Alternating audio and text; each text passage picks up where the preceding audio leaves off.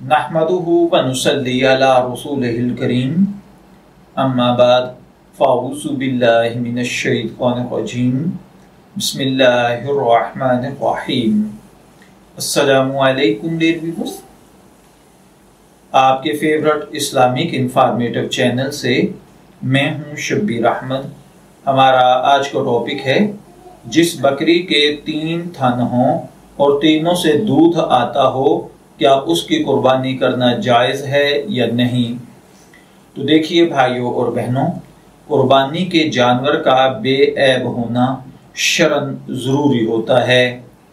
अयूबात की एक किस्म तो वो है जिसकी सराहत हुजूर सल्लल्लाहु अलैहि वसल्लम के फरामीन में मिलती है, जैसा कि जानवर का अंधा होना, चलने के काबिल ना होना वगैरह। जबकि दूसरी किस्म वो है जिसकी सराहत अहादीस में तो नहीं मिलती, अलबत्ता फुक़हाए किराम ने अहादीस मुबारका में मज़कूर ऐब में गौर करके कुर्बानी के जानवर के हवाले से कुछ ज़ाब्ते बयान किए हैं।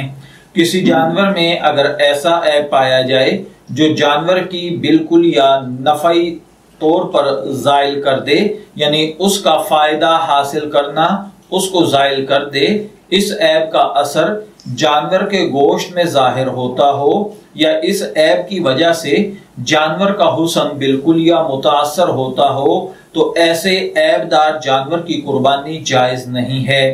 बस अगर इस ज़ाब्ते की रोशनी में 3 थन वालों बकरी को देखा जाए तो इसकी कुर्बानी जायज़ मालूम होती है, क्योंकि मेरी मालूमात और रिसर्च के मुताबिक बकरी में 3 थन का होना भेड़ बकरी की तजारत करने वालों के नजदीक ऐब शुमार नहीं होता, बल्कि एक थन का जायद होना बकरी की खूबसूरती में कमी का सबब भी नहीं बनता, क्योंकि फुक़हाए किराम के नजदीक हुस्न जमाल एक ऐसी सिफ्त है जो बाइस रग़बत होती है, जबकि ऐब एक ऐसी सिफ्त है जो बेरग़बती का सबब होती है, जिसकी वजह से किसी चीज की कीमत में कमी आ जाती है। जबकि 3 थन वाली बकरी की कीमत में जायद थन की वजह से कमी नहीं आती।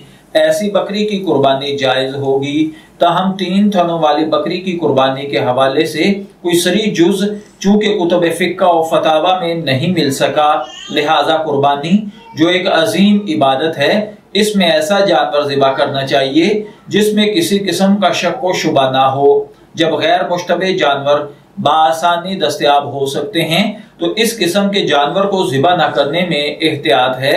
अपनी इबादत को बिला मजबूरी मुश्तबे बनाना मुनासिब अमल नहीं है। मैं दुआगो हूँ कि अल्लाह ताला हमें इन बातों को समझकर इनके मुताबिक अमल करने की तौफीक अता फरमाए। शब्बीर अहमद को इजाज़त दीजिए, फिर हाजिर होंगे किसी नए टॉपिक के साथ। तब तक के लिए अल्लाह हाफिज।